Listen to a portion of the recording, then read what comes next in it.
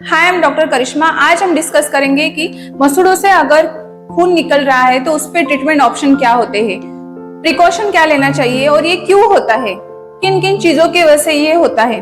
Short में हम इसकी एनाटॉमी देखेंगे।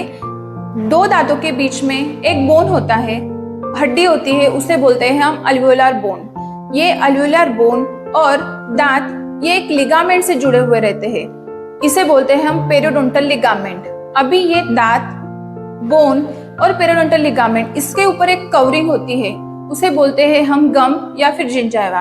अभी ये स्टार्ट कैसा होता है, जिंजाइविटिस या फिर आपके दांतों में जो खून निकलता है वो कैसे होता है, क्यों होता है, इसके कॉजेस क्या क्या होते हैं। सबसे इंपॉर्टेंट इसका कॉज है पुअर ओरल हाइजीन।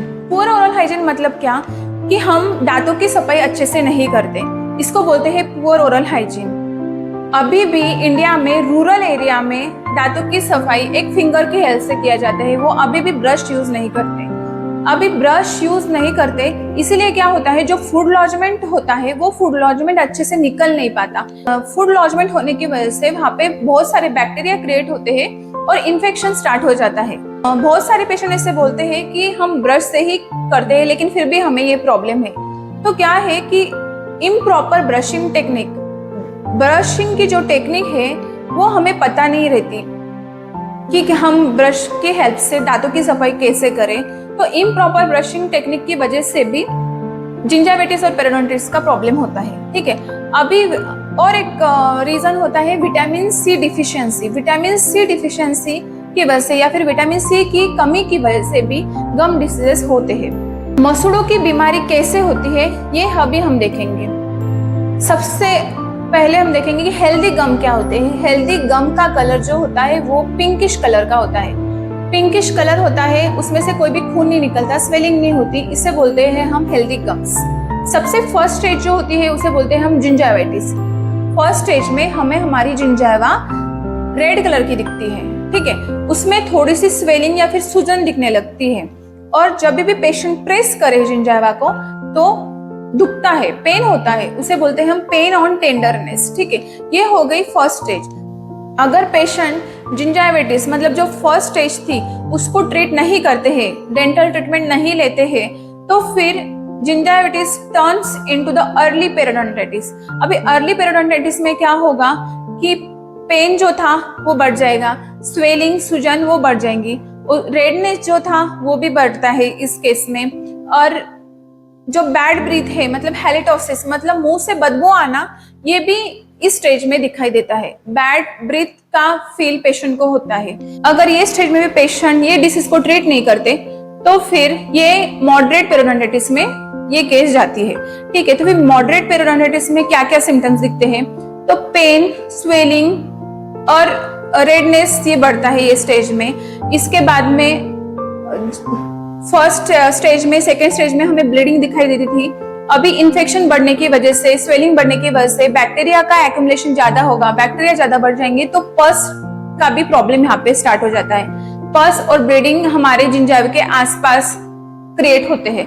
ठीक है, पस आना स्टार्ट हो जाता है। फिर इसके वजह से जो बैड ब्रीथ का प्रॉब्लम था, मुंह से जो बदबू आती थी वो भी बढ़ जाती है और उस मसूड़े जो होते हैं वो हमारे दांतों को छोड़ने लगते हैं। उसकी वजह से हमारे दांतों का जो पोर्शन है वो दिखाई देता है या फिर एक्सपोजर हम उसे बोल सकते हैं। एक्सपोजर होता है, वो एक्सपोजर की वजह से दांतों में सेंसिटिविटी फील होती है। अगर कुछ पेशेंट ठंडा खाते हैं, कुछ गर्म फूड लेते हैं तो उन्हें सेंसिटिविटी फील होती है। और दो दांतों के बीच में जो बोन होता है उसका भी बोन लॉस स्टार्ट हो जाता है। बोन रिजॉर्प्शन हम उसे बोलते हैं।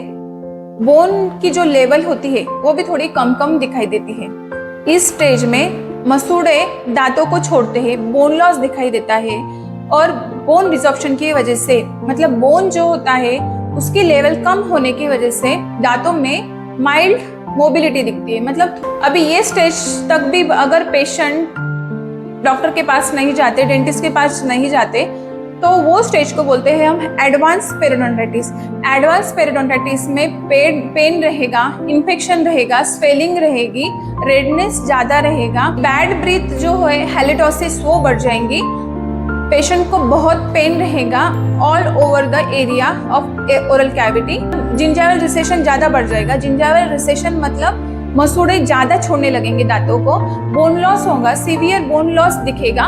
उसके बाद में पीडियल लिगामेंट जो पेरिडोंटल लिगामेंट है उसकी भी डिटैचमेंट होगी। ये सारे प्रॉब्लम्स क्रिएट होंगे लास्ट स्टेज में और पेशेंट टूथ लॉस कर सकता है, मतलब उनका दांत हिल सकता है, मोबिलिटी ज़्यादा बढ़ जाएगी और दांत गिर जाएगा। ये स्टेज में भी अगर पेशेंट डॉक्टर के पास नहीं जाते, डेंटिस्ट के पास नहीं जाते, तो इन्फेक्शन जो होता है ये जिंजाइवा का वो ऑल ओवर द बॉडी भी स्प्रेड हो सकता है। कोई कोई केसेस में, बहुत रेयर केसेस में ऐसा होता है कि ये इंटरनल ऑर्गन्स तक भी जा सकता है। तो अभी इस पे ट्रीटमेंट ऑप्शन क्या क्या होते हैं, डेंटल क्लिनिक में ट्रीटमेंट क्या करते हैं। तो जब फर्स्ट स्टेज में या फिर अर्ली स्टेजेस में आप डेंटिस्ट के पास जाते हो तो वो डेंटल स्केलिंग करेंगे, दांतों को साफ करेंगे। अल्ट्रासोनिक मशीन होती है एक, अल्ट्रासोनिक मशीन के हेल्प से वो दांतों की सफाई करते हैं। मॉडरेट केसेस में डॉक्टर कुछ मेडिकेशन लिख के देंगे और अल्ट्रासोनिक स्केलिंग भी करना पड़ती है, मतलब दांतों की सफाई भी करनी पड़ेगी और कुछ मेडिकेशन भी देंगे डॉक्टर। जो मेडिकेशन है, मेडिकेशन में कुछ antibiotic, pain killer, anti inflammatory देते हैं डॉक्टर और माउथ वॉश देते हैं। क्लोरेक्सिडिन माउथ वॉश रहता है, उससे कुछ बैक्टीरिया का जो काउंट है वो कम हो जाएगा।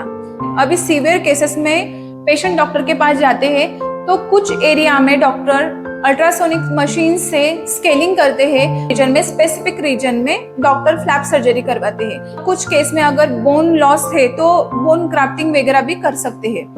तो आपको किन किन बातों का ध्यान रखना है, आपको ब्रश की हेल्प से ही दांतों को क्लीन करना है, प्रॉपर ब्रशिंग टेक्निक यूज करनी है, विटामिन सी की जो फूड है वो इंटेक ज्यादा करना है। डेंटल क्लिनिक में जाके आपको योर डेंटल चेकअप आपको साल में से कम एक बार आपको करना चाहिए। तो ये था आज का वीडियो। अगर मेरा वीडियो आपको अच्छा लगे तो please like, share and subscribe. जय हिंद।